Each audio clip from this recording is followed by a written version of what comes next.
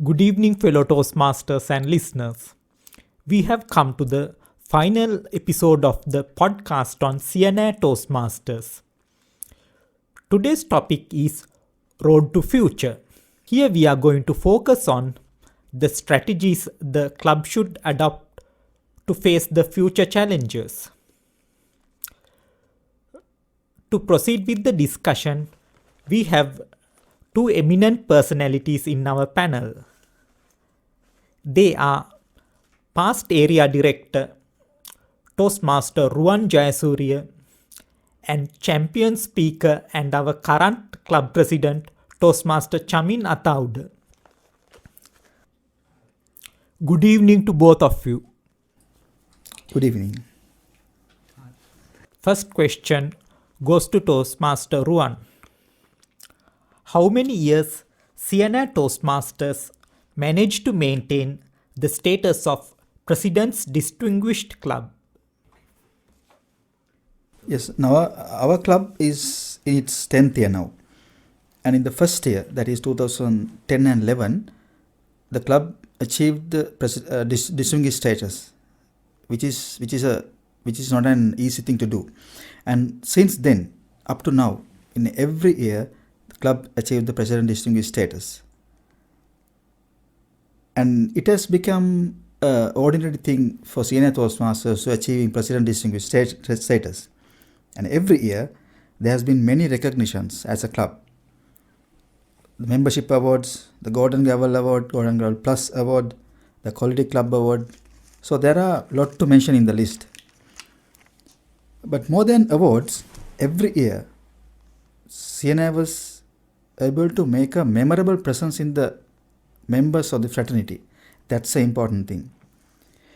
In one hand, it helped the members to be recognized, and it gives also a members a reason to celebrate.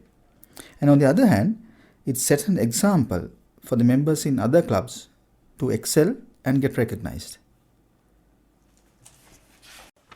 My next question also goes to Toastmaster Ruwan. I know that Siyane Toastmasters have sponsored many speechcraft programs and YLP programs. Can you explain to me what are the services rendered by the club to the general public? Yes, Didan. Now, we as a club always willing to extend our service to the community. And as you mentioned, spacecraft programs and YLP programs are some of them. And we conducted few awareness programs also in different towns. Nittambua, Jaffna, Badulla, Matugama are few of them. Because we believe that we need to share this message with the non-Toastmasters, where they can also be a part of and reap the value of Toastmasters. And as you mentioned, we conducted several speechcraft programs. We conducted speechcraft programs in MAS Tulliriya and AMSEF Vatupitiwala, and again MAS Avisavella, Trelleborg Lanka in Sapukaskanda, and BOI in Vatupitiwala. So through these speechcraft programs, we were able to inspire a lot of individuals, mainly in the corporate sector, to test their skills and go high in their careers. And also we conducted open spacecraft program as a club first time in Gampaha. So there we were able to inspire a lot of members from the professional sector, bankers, the finance company staff, and so many professionals. So that is also we consider it as a service. And again, as you mentioned, we conducted several YLP programs, youth leadership programs for the school children. We conducted one program in Takshila College, Gampaha, and we conducted another program in Ratnavali Balika Vidyalaya in Gampaha, and currently we are conducting another youth leadership program in Yashodhara Devi Balika Vidyalaya in Gampaha, and we are yet to start another program in probably in a school where they don't have reach to good resources. So that is also we consider as a service. And also, we did some CSR programs also. Once I can remember, we did a CSR program to give away some needy items for the children in Siyane Children's Home. And again, we conducted inspirational program for the children in the same children's home, where they really enjoyed. We conducted the model meeting also to see how, and as an individuals, we can use our talents. And also currently some of our members are doing a leadership program for some university students in different universities, and we selected some universities in locations where usually they don't get good resources. We conducted such a leadership program in Sabargama University recently, and again Vikramarachya Ayurvedic Institute in Yakkala.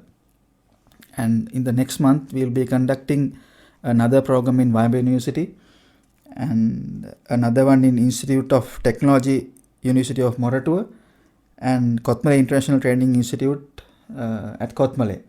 So there we think that we can inspire the future leaders to become good communicators and good leaders. So that has been a few of the programs that we have conducted as a service to the community. So you have managed to give the message of Toastmastering to the general public in a greater extent. Yes, we believe that. My next question also goes to Toastmaster Ruwan. What are the strengths Siyane has got? I think I can say Siyane has got an MBA. That is membership, bond, and attitude. That's a new concept. And Siyane has got more than 60 members. But more than the number, the value is in the variety. We have got a healthy mix of members, I would say. And it's ranging from young people to senior citizens, school leavers to professionals.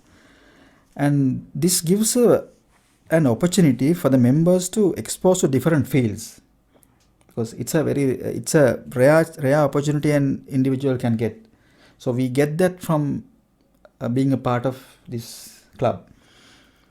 And secondly, the bond. We have a strong bond among each other, and it goes beyond Toastmaster activities.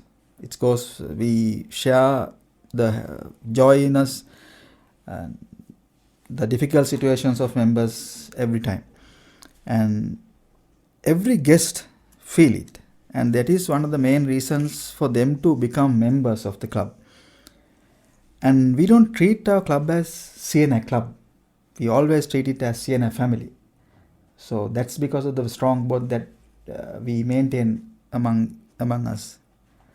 And the third thing is attitude. We strongly believe on TMI, Toastmasters International core values. Now it has become an attitude of our family to follow our core values: integrity, respect, service, and excellence. So this attitude has helped the members to add value to their lives, and also to the club to build an image. So that is the strength of Siyane Toastmasters Club or Siyane family. So Siyane has become a second home for its members. Yes, it has become the second home for me, and I know that it has become the second home for most of the members. My next question goes to Toastmaster Chamin. How do you feel about the present status of our club? Yes, Dilad, when we are thinking about the current status of the club, I can be very happy, extremely delighted and proud as the current president of the club, because the main reason for that is we can see that a large number of people every day connect with us, And when you think about the current membership, that is 60 plus. So the number is getting higher and higher. In that way, we can understand that as a club, we are doing the right thing. And we always believe that if you want to move forward, we need to get the basics right. So the core activity of a club is the club meeting. So we always try to conduct the club meetings in the professional way. And also we always try to add variety. So one thing we started this time is bringing more experts of the fraternity who are outside the club, experts in the fraternity. So as a result of that, so far, for last 6-7 months, we have invited nearly 7-8 education presenters. They have done special presentations in the club. So our members get the opportunity to listen to them. And as a result of that, this we can see they have developed a lot in their professional and personal life. So as a club, as Toastmasters, that's at the end of the day, that's what we want to happen. That's what we want to see. So to the answer for your question, yes, we can be really happy as a club of the thinking about the current status. I think you are a very proud club president. I am a proud club president, and the members of the club and the previous past leaders have made me a proud president. Thank you. Mr. President, next question also goes to you. What are the major challenges Siyane would have to face in the near future? Right. When we think about the challenges, Dylan, of course there are many. At the moment there are, in the past there were, and of course in the future there will be. One of the main challenges that we can think of is, with the growing number of members, how do we cater their demand? Because at the end of the day, as a club, what we always need to do, fulfill their requirements or satisfy their needs, because the members come to the club with so many expectations. So the first thing, we need to understand the expectations, and the next thing is we need to address them. We need to take actions to fulfill their requirements. So the challenge is how we develop in the clubs, in Toastmasters fraternity, by doing. So we need to give more opportunities to every single member, especially to complete the educational programs. So we are talking about 2.5 hours, 3-hour long club meetings, and every day we have at least 4 prepared speeches, and sometimes it goes up to 5 or 6. So one main challenge is how to give these members equal opportunities, and that is the way we can develop. And another challenge would be having close communication with the members. For an example, think about the Vice President Education. When he wants to give the opportunities to some members to do their projects, he should contact them. And we are talking about 60 plus people, members. So one person, of course, cannot contact all 60 members or this number of members. Therefore, we will have to find the solutions to address these, to find out the ways we can communicate with them. So this, according to my knowledge, my experience, I think these will be some of the challenges which we should expect in the future. Thank you. Toastmaster Chamin, what are the strategies to overcome these obstacles? Yeah, now since we talked about 2 main challenges, the first one, giving the equal opportunities to the members. Of course, currently at present, our Vice President Education, he has already started to do this, and this is kind of a culture we had in our club, that is, accept the opportunities we give to our members to do the speeches in the club meetings, we always encourage them to visit outside clubs. Especially when we think about Area F3, there are 3 new clubs. Siyane Toastmasters, Frontliners in Nittambuwa, and also there are another Zenith in Markola, and also although this club does not belong to our area, Lyceum Gampaha Toastmasters Club also very closer to our club, in the same area, in Yakkala. Yes, and I think Trelleborg Club is also going to be formed. That is soon. Zenith Toastmasters Club. It has already been formed. So what we do as a club, we encourage our members to visit those clubs and do their projects in those clubs. So it's a win-win situation, because the member face kind of unfamiliar audience and they get that exposure, and the club members over there, it adds variety to their club meetings, because our members are not regular visitors of those clubs. When our members go there and do projects over there in their clubs, it definitely adds value to their club meetings. And about the second challenge, close communication. One strategy we can use is, as we mentioned earlier, is not 1 or 2 person can communicate with these a large number of members. Therefore, what we can do, we can strengthen the bond between mentees and mentors. So we can, as the leadership, we can communicate with mentors, because one mentor sometimes has got 3-4 mentees. So it's one person communicate with 2-3 members.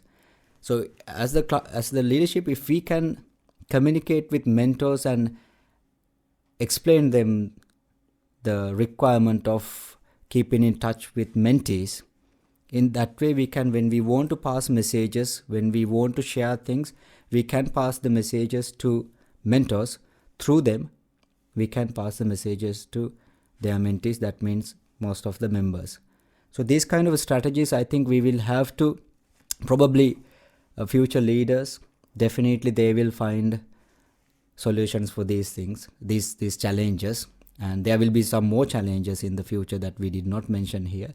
So we believe that when we look at the past, when we look at the current situation, these future leaders will definitely address them, and they will definitely bring the best solutions to overcome them.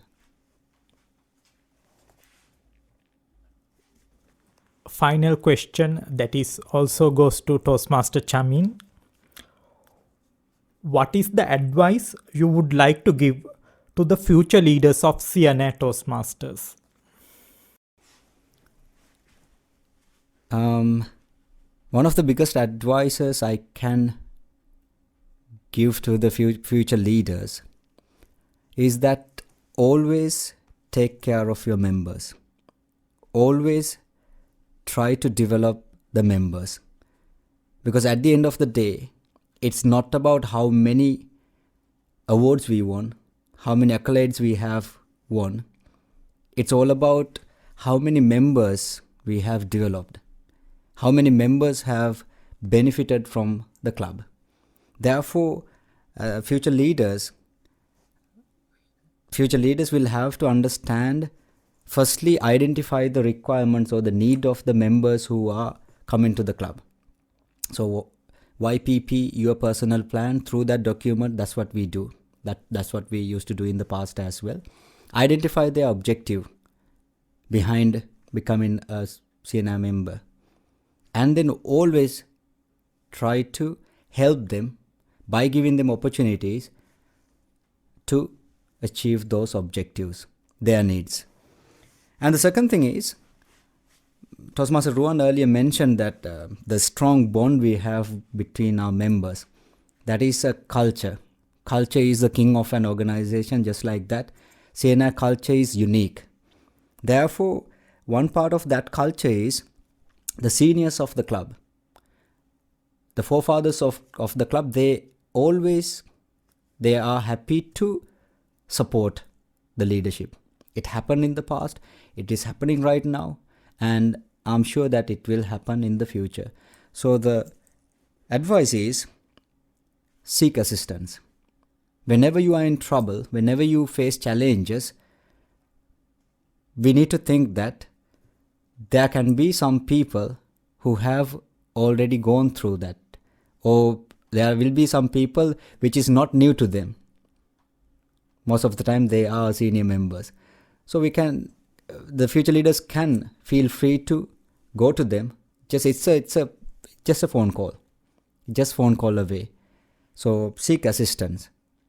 So those are the two advice I would like to pass to the future leaders. Thank you, Toastmaster Chamin. Before I wind up, I have one last question that you both panelists can answer.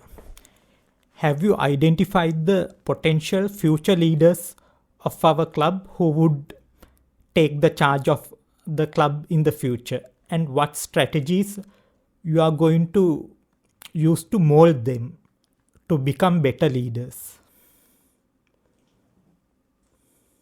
Yeah, I think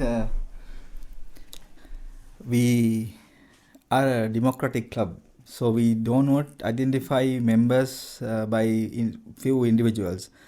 So we always select our members through a proper process, whereas we give members chance through the year or maybe through over a period of time to test their skills and strengths as a leader.